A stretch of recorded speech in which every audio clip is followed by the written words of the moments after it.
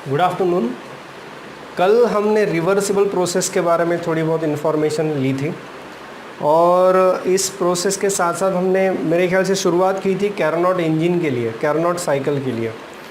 So it is also heat engine but it is a hypothetical concept. ये एक imaginary concept है जो ये साइंटिस्ट जो है कैरनोट इसने सामने रखी थी ये कंसेप्ट। और अब ये हाइपोथेटिकल है तो हम क्यों पढ़ रहे हैं? ऑब्वियसली इसका कारण ये है कि इस इंजन को देखने के बाद we can design practical engines which are approximately working similar to Carnot engine, but 100% ये पॉसिबल नहीं है।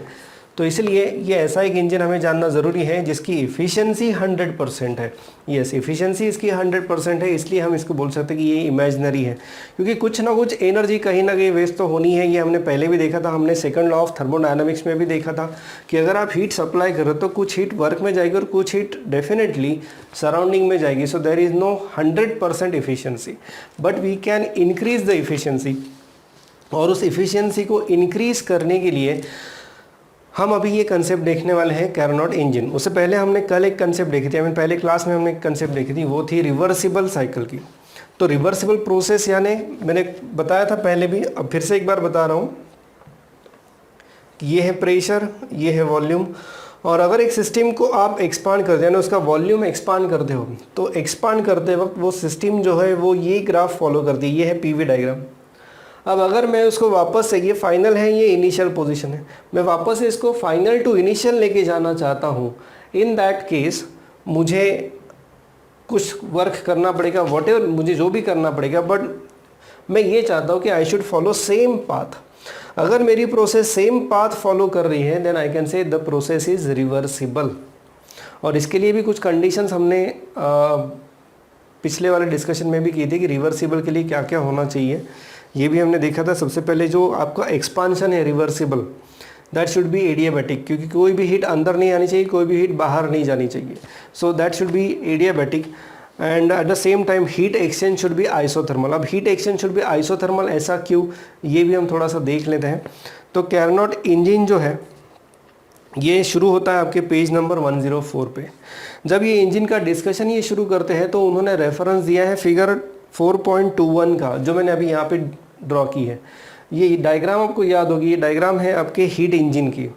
यस, हीट इंजन जो हमने सबसे पहले पढ़ा था, पेट्रोल वाला जो हीट इंजन है, वो जब हमने पढ़ा था तो ये डायग्राम हमने देखी थी। इसमें initially the working substance is at point A, तो यहाँ पे वो है।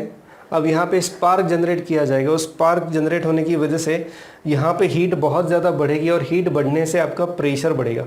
सो ये जो A to B प्रोसेस है, ये मैं कह सकता हूँ वॉल्यूम कांस्टेंट है, यानी आइसोकोरिक प्रोसेस है। अब यहाँ पे आने के बाद अब यहाँ पे बहुत ज़्यादा प्रेशर बढ़ गया, प्रेशर बढ़ने से अभी वो पिस्टन ऊपर जाएगी, तो पिस्टन ऊपर जाने से अभी आपका वॉल्यूम भी बढ़ेगा। You will come at point C, A to B गए, B to C, ठीक है। यहाँ पे आने के बाद, C पे आने के बाद now the piston is at its maximum displacement. अब यहाँ पे उसका जो टेम्परेचर है वो कम होना शुरू हो जाएगा, that is from C to D। तब उसका वॉल्यूम कांस्टेंट है, तो C to D में उसका टेम्परेचर कम हो जाएगा। अब D पे आने के बाद वापस है, एज टेम्परेचर इज़ रिड्यूस, तो उसका प्रेशर भी रिड्यूस हो जाएगा। प्रेशर रिड्यूस होने की वजह से अब पिस्टन वापस से उसके ओरिजिनल पोजीशन पे आ जाएगी, यानी नीचे आ जाएगी। तो ये फिर से उसका वॉल्यूम डिक्रीज करेगा और वापस से हम पॉइंट A पे आ रहे हैं। This is actual cycle which we studied for heat engine. अब कैरनोट ने इस साइकिल को थोड़ा फॉर मॉडिफाई किया। अब ये मॉडिफिकेशन जो दिया है that is given in figure 4.27, page number है 104। तो अब उसने जो दो कंसेप्ट यहाँ पे बताई है वो कुछ इस प्रकार से, in Carnot engine there are basically two process. Yes, पहली प्रोसेस है एक्सचेंज ऑफ हीट। यहाँ पर भी एक्सचेंज ऑफ हीट हो रहा है from A to B। A to B क्या हो रहा है, यहाँ पे हीट एक्सचेंज हो रही है, बट ये आइसोकोरिक प्रोसेस है, यानी कांस्टेंट वॉल्यूम प्रोसेस है। यहाँ पे C to D, यहाँ पे फिर से हीट एक्सचेंज हो रही है। यहाँ पे देखो heat is absorbed by the system, यहाँ पे heat is rejected by the system, heat is given out by the system. So ये हीट एक्सचेंज यहाँ पे जो हो रहा है, तो कैरनोट ने ये कहा कि ये जो हीट एक्सचेंज की जो प्रोसेस है it should be isothermal process. देखो उसका कहना बस ये था कि मुझे इंजन की एफिशिएंसी बढ़ानी है, मुझे एफिशिएंसी इसलिए बढ़ानी है क्योंकि मुझे मिनिमम फ्यूल यूज़ करना है फॉर मैक्सिमम वर्क। यानी जैसे हम बोलते हैं, जिसको हम बोलते हैं कि गाड़ी का एवरेज बढ़ाना है, 1 लीटर में बहुत ज़्यादा चलनी चाहिए, ये होता है एफिशिएंसी को इंक्रीज़ करना। उस वक्त भी उनका यही कहना था कि अगर हमें एफिशिएंसी बढ़ानी है तो हमें क्या करना चाहिए। पहला जो उन्होंने कहा कि the exchange of heat should be isothermal. ये जो प्रोसेस है A to B, C to D, it should be isothermal. और अगर ये आइसोथर्मल है तो ये कांस्टेंट वॉल्यूम हो नहीं सकती। तो यहाँ पे मान लो वो हीट एब्सॉर्ब कर रही है process, so it's will get expanded, there will be increase in volume. और अगर हीट रिजेक्ट कर रही है तो there will be decrease in volume. Why it should be isothermal process? मैंने अभी बताया कि it should have maximum efficiency, it should have 100% efficiency. तो चलिए एफिशिएंसी के लिए और आइसोथर्मल प्रोसेस के लिए, यानी ये दोनों में क्या रिलेशन है, यानी एफिशिएंसी ज़्यादा चाहिए यानी प्रोसेस शुड बी आइसोथर्मल, ऐसा क्यों बोल रहे हैं? ये मैं बात कर रहा हूँ पहला पॉइंट है हीट एक्सचेंज का। यानी जो हीट दे रहे हैं या फिर जो हीट ले रहे हैं आप सिस्टम से, it should be isothermal process. ऐसा क्यों? तो बहुत ही सिंपल है। फर्स्ट लॉ ऑफ थर्मोडायनेमिक्स हमें क्या कहता है कि heat given Q is equal to work done plus change in internal energy. Heat given, suppose Q is the amount of heat given, so ये हीट कहाँ यूज होगी? It will be utilize in 2 parts. One part is for doing some work and another part is to increase the internal energy of the system. तो यहाँ पे वो जो gas expand हो रहा है उसकी इंटरनल एनर्जी बढ़े या ना बढ़े, इससे कुछ फ़र्क नहीं पड़ता। अगर मुझे मैक्सिमम पिस्टन की डिस्प्लेसमेंट मिल रही है तो पिस्टन डिस्प्लेस होने में ही ज़्यादा हमारा फ़ायदा है, क्योंकि पिस्टन डिस्प्लेस हुई तो वो व्हील रोटेट हुआ, पिस्टन डिस्प्लेस ही नहीं हुई तो व्हील रोटेट ही नहीं होगा। जितनी ज़्यादा उसकी डिस्प्लेसमेंट रहेगी उतना ज़्यादा वर्क हमें मिलेगा। So here the condition is delta U should be equal to 0, यानी there should not be any change in internal energy. In that case, whatever heat energy you are giving, that is utilized to do some work. यानी heat given is equal to work output, यानी efficiency यहाँ पे 100% है। ये कारण है कि अब ये आइसोथर्मल क्यों? आइसोथर्मल यानी ऑब्वियसली यहाँ पे इंटरनल एनर्जी में जो चेंज हो रहा है वो 0 है, यानी जो इनिशियल टेम्परेचर था that is equal to final temperature. Temperature बिल्कुल ही नहीं बढ़ा, टेम्परेचर बढ़ा ही नहीं है, इसका मतलब प्रोसेस इज आइसोथर्मल। टेम्परेचर बढ़ा नहीं है इसलिए उसकी इंटरनल एनर्जी भी चेंज नहीं हुई है। So that's why for the process to have maximum efficiency, for the process to be reversible, ऐसा उन्होंने यहाँ पे कहा है, क्योंकि ये बात पहले भी हमने डिस्कस की थी कि अगर रिवर्सिबल प्रोसेस है तो एफिशिएंसी इज मैक्सिमम। यहाँ पे for the maximum efficiency the process should be carried out at constant temperature, यानी कि it should be isothermal process. ये दिया है, ये पहला जो पॉइंट है। In Carnot engine there are basically 2 process, heat exchange of heat, steps A to B, ठीक है, एंड C to D। ये जो 2 प्रोसेस है दो should be isothermal process. Of course ये ग्राफ नहीं है, उन्होंने इसको मॉडिफाई किया है और दूसरा ग्राफ मैं ड्रॉ करने वाला हूँ। तो पहले ये ग्राफ मैं आपको ड्रॉ करके बता देता हूँ।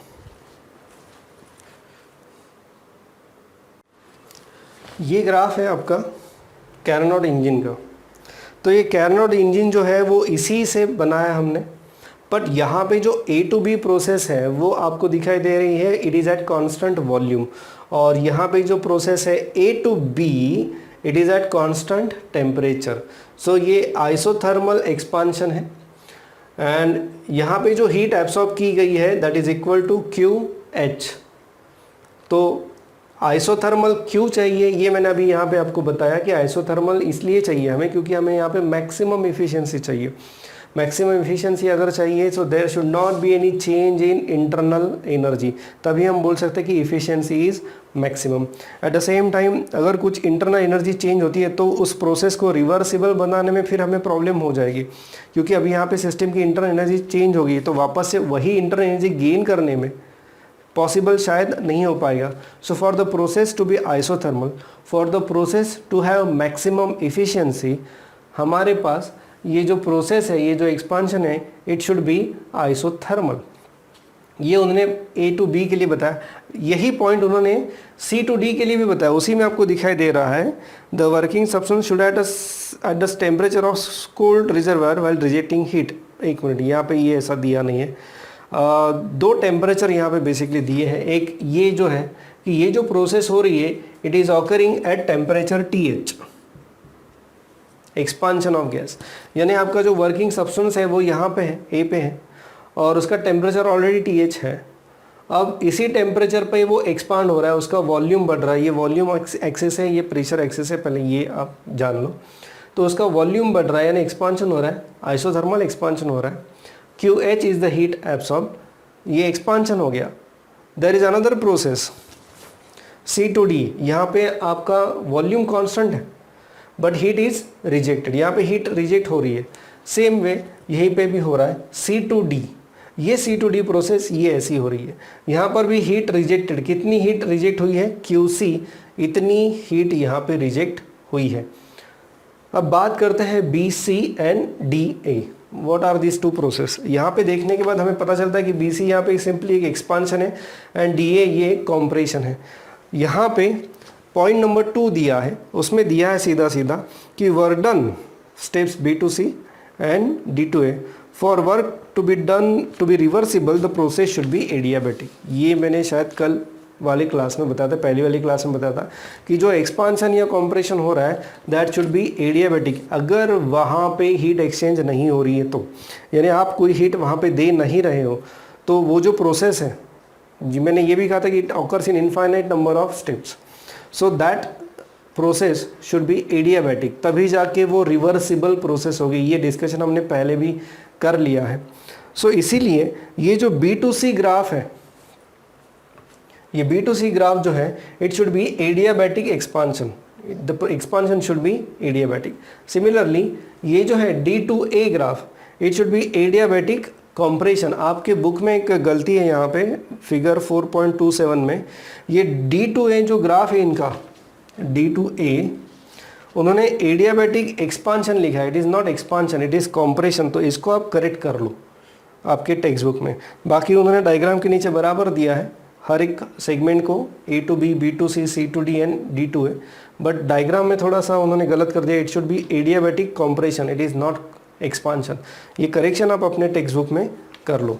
सो ये इस तरह से ये कैरनोट इंजन काम करेगा, यानी अगर ये इस तरह की प्रोसेस रहेगी तो यहाँ पर भी हमें 100% एफिशिएंसी मिल रही है, और ये तो एडियाबैटिक है तो यहाँ पे हीट एक्सचेंज का कोई सवाल ही नहीं है, हीट ना अंदर जा रही है ना हीट बाहर आ रही है। सो यहाँ पे हम हीट दे रहे हैं, हीट एक्सचेंज यहाँ पे हो रही है, भले ही यहाँ पे हीट एक्सचेंज हो रही है पर यहाँ पे आइसोथर्मल हीट एक्सचेंज हो रही है, यानी यहाँ पे टेम्परेचर बढ़ने रहा है तो यहाँ पे 100% एफिशिएंसी है।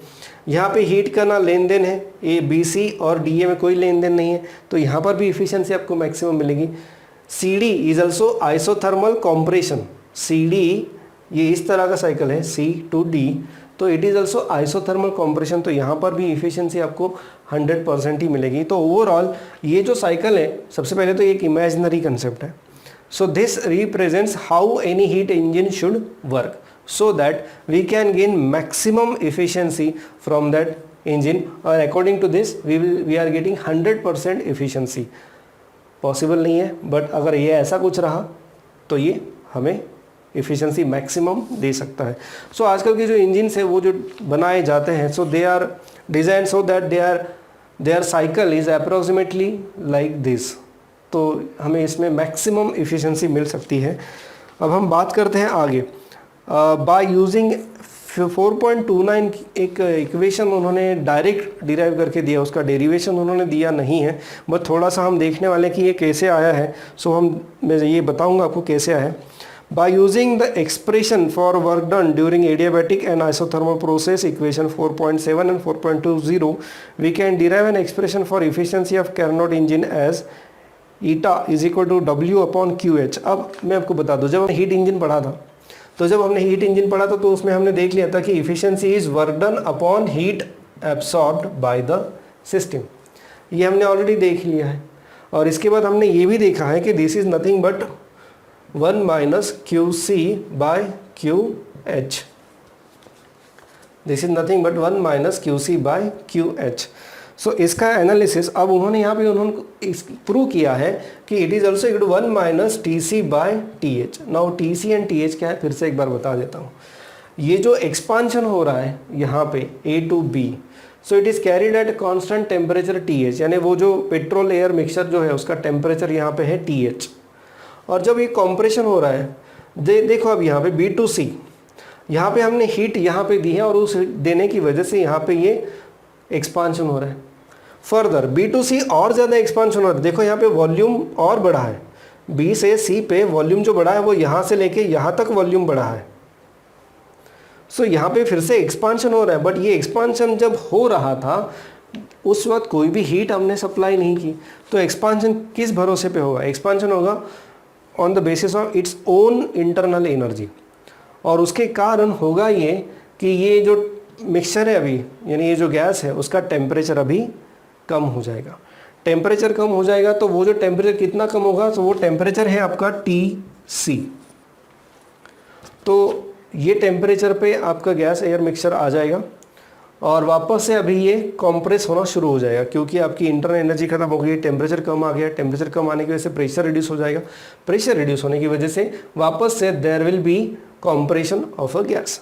जब ये कॉम्प्रेशन हो रहा था, सो नाउ ये कॉम्प्रेशन कौन सा है? आइसोथर्मल कॉम्प्रेशन है। तो अगर कॉम्प्रेशन हो रहा है तो जो हीट जनरेट हो रही है, तो वो हीट जो जनरेट हो रही है that has to be given out, तभी जाके सिस्टम का टेम्परेचर जो है वो कांस्टेंट रहेगा। अगर हमने हीट को बाहर ही नहीं दिया तो टेम्परेचर कांस्टेंट नहीं रहेगा। So for this case C2D जो है, यहाँ पे हीट जो है वो बाहर दी जाएगी। नाउ D2A, अब D2A में देखो ये प्रोसेस आइसोथर्मल है, बट ये प्रोसेस आइसोथर्मल नहीं है, ये एडियाबैटिक प्रोसेस है। यहाँ से यहाँ तक हीट बाहर जा सकती है, लेकिन एडियाबैटिक प्रोसेस में क्या रहता है? There is no heat exchange between system and surrounding. तो C2D heat can go out from system to surrounding, but from D2A it should be adiabatic process. So as it should be adiabatic process, इसका मतलब ये होता है कि यहाँ अभी heat बाहर नहीं जाएगी। तो अगर गैस कॉम्प्रेस हो रहा है तो what ever is the work done on the gas, उसकी वजह से कुछ जो है हीट जो है वो बनेगी, और उस हीट की वजह से फिर से टेम्परेचर जो है वो कहाँ पे आ जाएगा? TH पे आ जाएगा।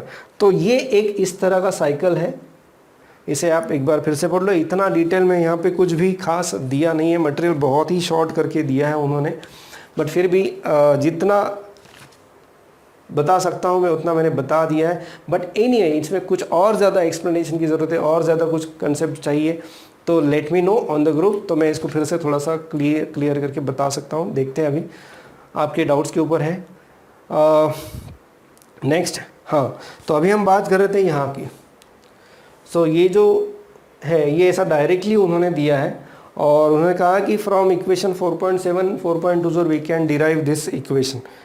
अब ऐसा नहीं है, थोड़ा सा मैं इसको डिराइव करके आपको बता देता हूँ कि किस तरह से ये आया है।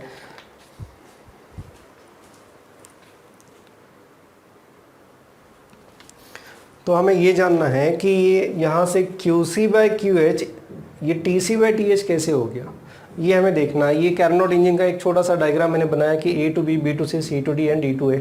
ये कैरनोट इंजन का साइकिल जो है, जहाँ पे QH is the heat absorbed, QC is the heat rejected. So यहाँ पे अभी हमें क्या करना है कि सबसे पहले ये इक्वेशन आपको याद होगा। This is the work done in isothermal process, this is the work done in isothermal process. So अब in this case QH is equal to work done W, ये यहाँ से A to B।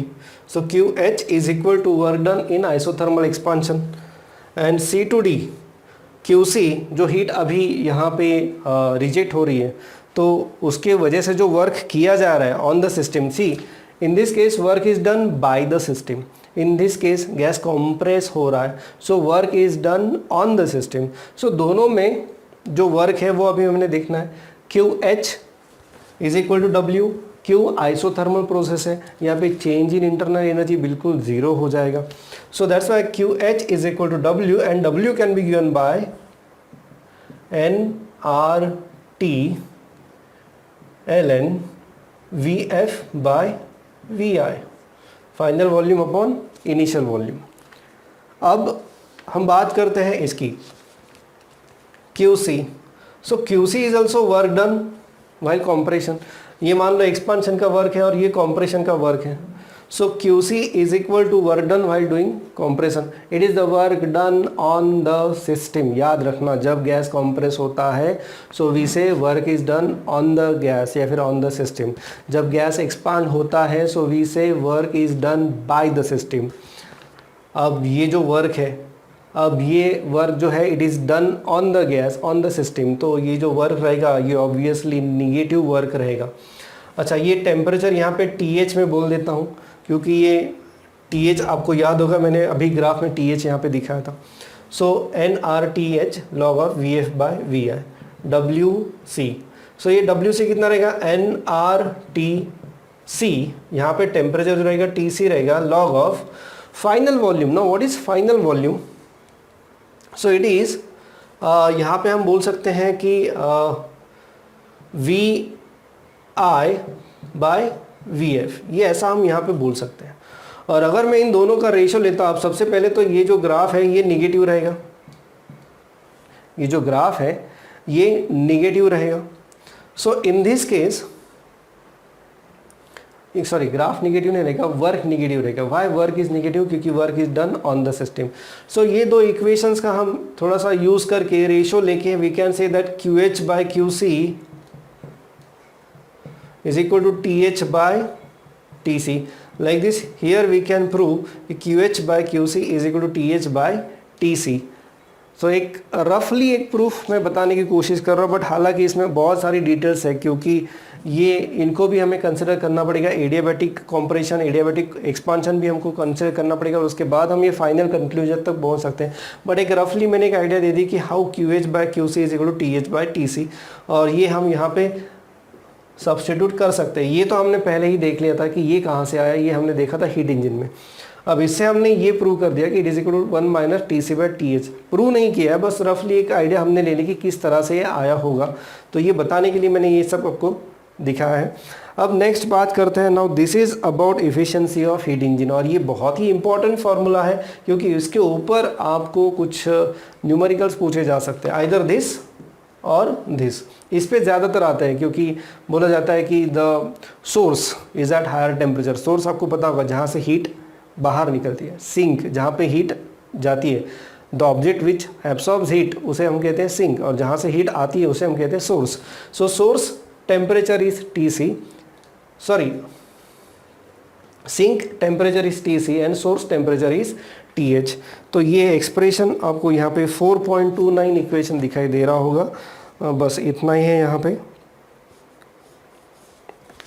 That's it. Next part जो यहाँ पे उन्होंने शुरू किया है वो है कैरनॉट रेफ्रिजरेटर। तो अभी हम देख रहे थे कैरनॉट हीट इंजन। अभी हमारा नेक्स्ट जो पार्ट है दैट इज कैरनॉट रेफ्रिजरेटर। फिर से एक बार बता रहा हूँ, इसके बारे में ज़्यादा जानकारी लेने की ज़रूरत नहीं है क्योंकि ये डायरेक्टली उन्होंने यहाँ से डिराइव करके दिया है, तो आपको बस ये एक्सप्रेशन याद रखना है। हाँ, ये डिराइव करके उन्होंने दिया है जब हमने हीट इंजन पढ़ा था, तो हीट इंजन में ये डिराइव करके हुआ है, ये आपको बस याद रखना है। और अब यही कंसेप्ट ये जो है ये हमें वापस से अभी रेफ्रिजरेटर में यूज़ करनी है क्योंकि रेफ्रिजरेटर में फिर से ये आ रहा है। So next part is Carnot refrigerator.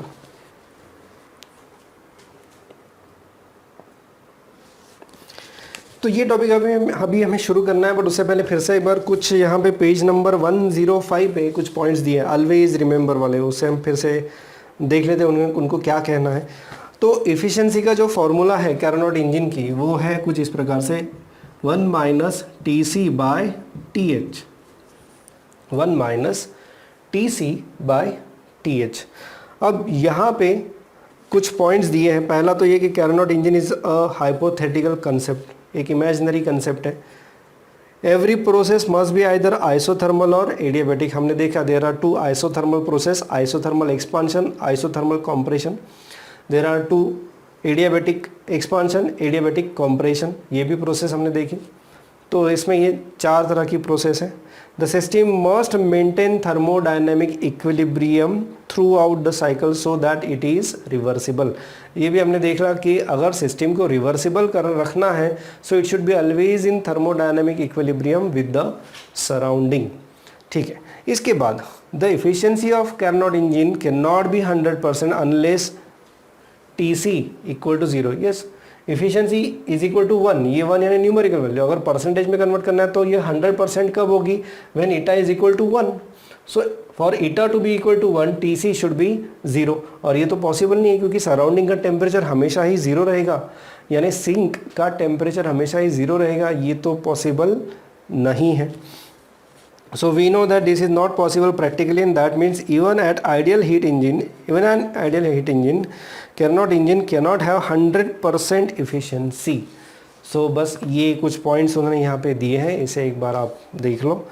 Carnot refrigerator अभी हम देख लेते हैं। तो Carnot रेफ्रिजरेटर में there is a parameter called as coefficient of performance.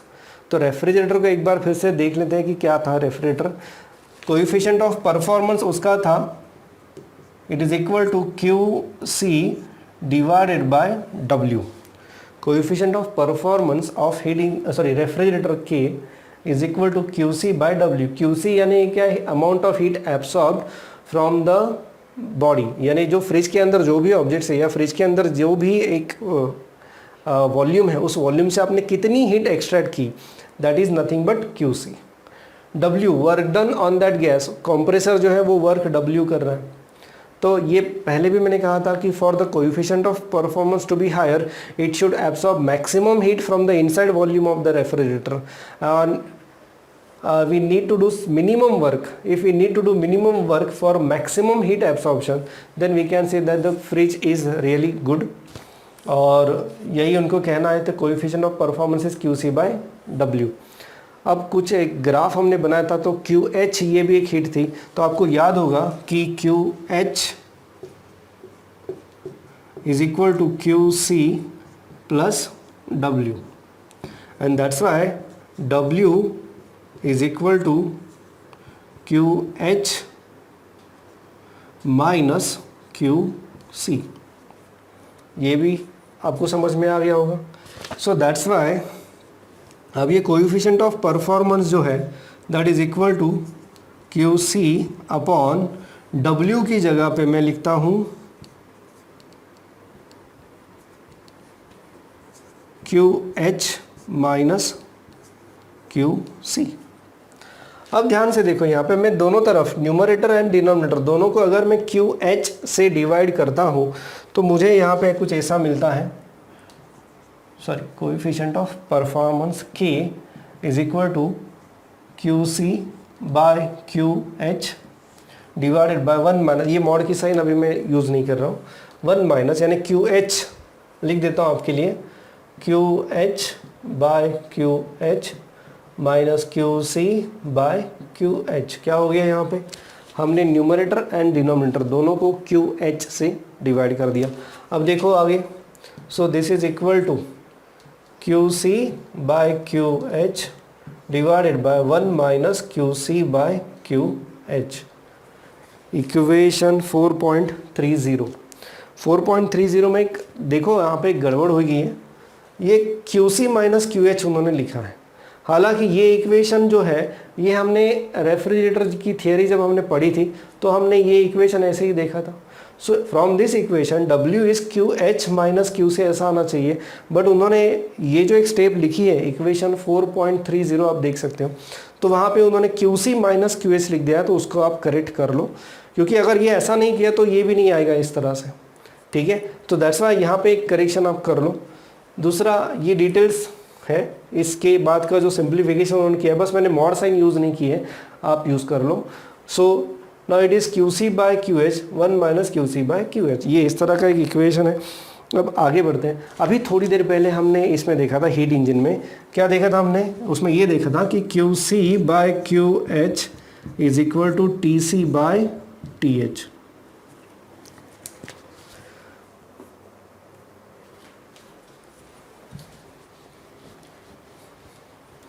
तो अब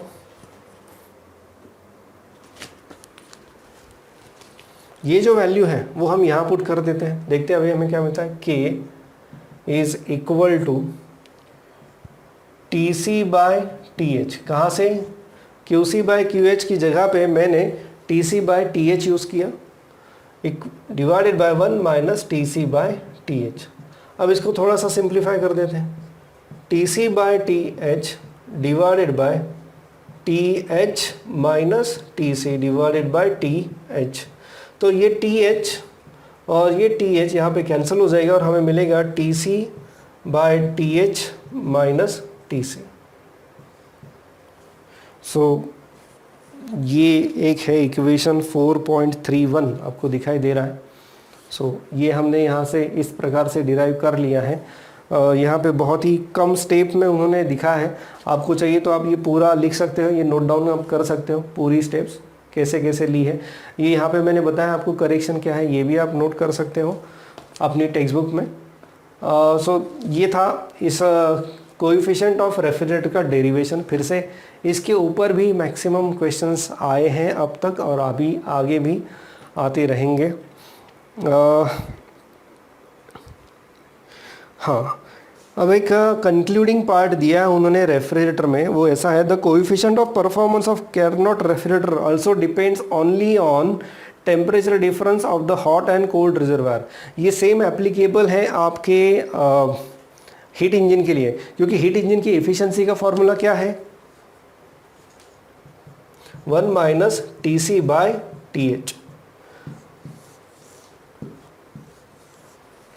So this is the efficiency of heat engine, this is coefficient of performance of refrigerator। दोनों में हम देख सकते हैं कि efficiency depends on only temperature of source and sink। यहाँ पर भी coefficient of performance depends only on temperature of source and sink। तो बाकी किसी चीज़ों पे इनकी efficiency या coefficient of performance जो है वो डिपेंड नहीं करता।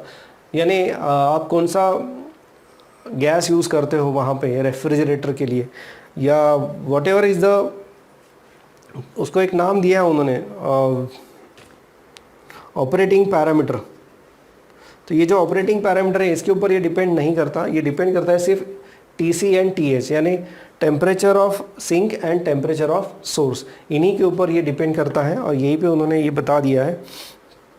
अब कुछ पार्ट्स देखो यहाँ पे कैसे दिए, when the temperature difference is very small the coefficient is very large. ये कोएफिशिएंट के बारे में बात कर रहे हैं। If this temperature difference is very small then coefficient of performance is very large. ये एक मेरे ख्याल से एक्सरसाइज में एक एमसीक्यू भी है इसके लिए, तो इस तरह के एमसीक्यू भी आ सकते हैं कि for coefficient of performance to be very large the difference between source temperature and sink temperature should be large, high, I mean large, low वगैरह वगैरह, ऐसे कोई ऑप्शन आपको आ सकता है। In this case, the large quantity of heat can be removed from the lower temperature to the higher temperature by doing very small amount of work। ठीक है, तो यस ये ऑब्वियस है, क्योंकि अगर ये कोएफिशिएंट ऑफ परफॉर्मेंस बहुत ज़्यादा है, इसका मतलब ये है कोएफिशिएंट ऑफ परफॉर्मेंस ज़्यादा है यानी आप बहुत ज़्यादा हीट एक्सट्रैक्ट कर रहे हो बाय डूइंग मिनिमम वर्क, यही इसका मतलब है। तभी तो जाके कोएफिशिएंट ऑफ परफॉर्मेंस मैक्सिमम रहेगा। और ये यहाँ से आप कंक्लूड कर सकते हो कि अगर ये टेम्परेचर डिफरेंस बहुत कम है तो कोएफिशिएंट ऑफ परफॉर्मेंस बहुत ज़्यादा है, अगर ये ज़्यादा है यानी ये भी ज़्यादा। ये ज़्यादा का मतलब क्या है, you are extracting maximum heat QC by doing minimum work, ये इसका मतलब है। और ये अच्छी तरह से याद रखो क्योंकि ये कंक्लूडिंग पार्ट जो दिया है वो बहुत ही इंपॉर्टेंट है। थ्योरेटिकल MCQs इसके ऊपर आ सकते हैं। The coefficient of performance is very small, ये सब मार्क करके रखो। अब ये जो दिया है ना इटालिक में कुछ लिखा है बाद में, उसके बाद जो कुछ पॉइंट्स दिए हैं पेज नंबर 105 पे, ये बहुत इंपॉर्टेंट है, इसे आप मार्क करके रख लो। दूसरा, the coefficient of performance will be very small when the temperature difference is large. अगर ये टेम्परेचर डिफरेंस बहुत ज़्यादा बढ़ गया तो ऑब्वियसली कोएफिशिएंट ऑफ परफॉर्मेंस बहुत कम रहेगा। कोएफिशिएंट ऑफ परफॉर्मेंस कम रहा यानी वो बहुत कम हीट एनर्जी एब्सॉर्ब करेगा और उसके लिए आपको बहुत ज़्यादा वर्क करना पड़ेगा। This means small quantity of heat will be removed even when large amount of work is done. जो अभी मैंने कहा वही उन्होंने यहाँ पे लिखा है। सो ये इस तरह का ये कैरनॉट रेफ्रिजरेटर के बारे में इन्होंने आइडिया दी है।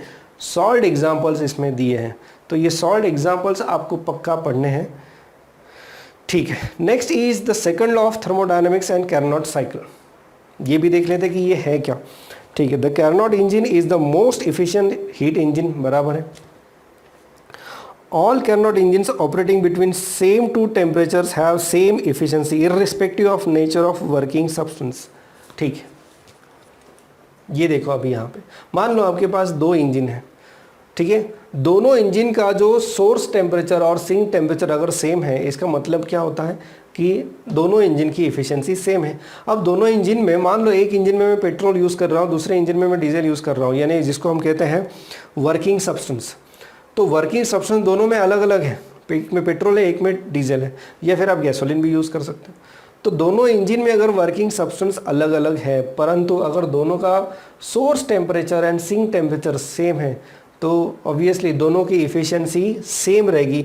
और यही उन्होंने यहाँ पे दिया है, the second law of thermodynamics and Carnot cycle का जो टाइटल है उसमें उन्होंने यही बात कही है कि the Carnot engine is most efficient heat engine, also all Carnot engine operating between same two temperatures have same efficiency irrespective of nature of working substance.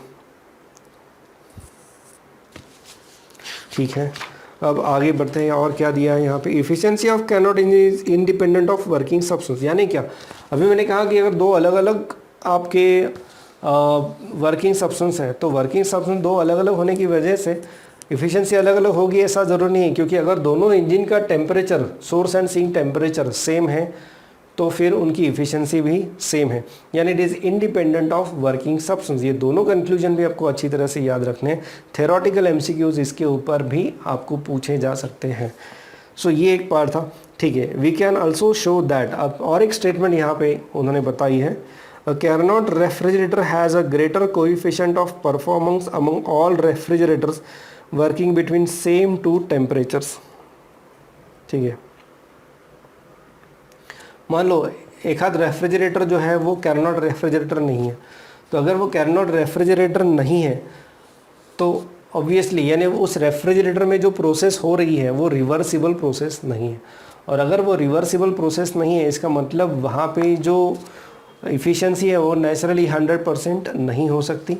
And hence उनका कहना ये है कि भले ही दो सिमिलर टेम्परेचर रहे, दो रेफ्रिजरेटर है, एक कैरनॉट रेफ्रिजरेटर है और एक अपना नॉर्मल रेफ्रिजरेटर है, तो अगर नॉर्मल रेफ्रिजरेटर है, सो जो नॉर्मल रेफ्रिजरेटर है उसमें जो इफ़िशियंसी आपको मिलेगी वो बहुत ज़्यादा नहीं मिलेगी as compare to Carnot refrigerator. क्योंकि कैरनॉट साइकिल जो हमने अभी देखा, तो कैरनॉट साइकिल में हम पूरा जो एक्सपांशन कॉम्प्रेशन जो एज्यूम करते हैं वो एक आइडियल सिचुएशन को मान के एज्यूम कर रहे हैं।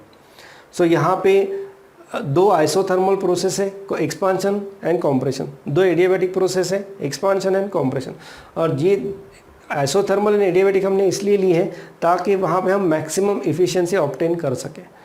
तो ये बाकी रेफ्रिजरेटर में कैरनॉट साइकिल अगर नहीं हो रहा है, कुछ अलग साइकिल हो रहा है, तो ऑब्वियसली वहाँ पे जो इफ़िशियंसी रहेगी वो as compare to Carnot refrigerator minimum रहेगी। भले ही दोनों का टेम्परेचर, ये वाला टेम्परेचर डिफरेंस, ये टेम्परेचर डिफरेंस भले ही सेम है, पर वहाँ पे जो वर्किंग कोएफिशिएंट ऑफ परफॉर्मेंस आपको मिलेगा वो सेम नहीं मिलेगा। सो इसके लिए ज़रूरी है कि आपका जो हीट इंजन है या आपका जो रेफ्रिजरेटर है, it should follow Carnot cycle as far as possible. Practically ये पॉसिबल नहीं है, but we can approximately make our engine और our refrigerator work similar to Carnot engine so that we can get maximum efficiency. So this is all about Carnot engine, Carnot refrigerator, Carnot cycle. ये आज का discussion ये Carnot के ऊपर ही था। Important बात इसमें क्या है कि ये जो फॉर्मूले मैंने आपके सामने लिखे, इसके ऊपर आपको न्यूमेरिकल्स आ जाएंगे और थ्योरेटिकल एमसीक्यूज भी आ सकते हैं, क्वेश्चंस आ सकते हैं। Explain Carnot cycle, Carnot cycle आपको एक्सप्लेनेशन के लिए पूछा जा सकता है, बाकी कुछ खास अभी इसमें है नहीं। सो एक और साइकिल अभी यहाँ पे बचा है, वो दिख रहा है स्टर्लिंग साइकिल। ये स्टर्लिंग साइकिल जो है वो मैं नेक्स्ट क्लास में आपको एक्सप्लेन करूँगा। तो आज के लिए बस इतना ही।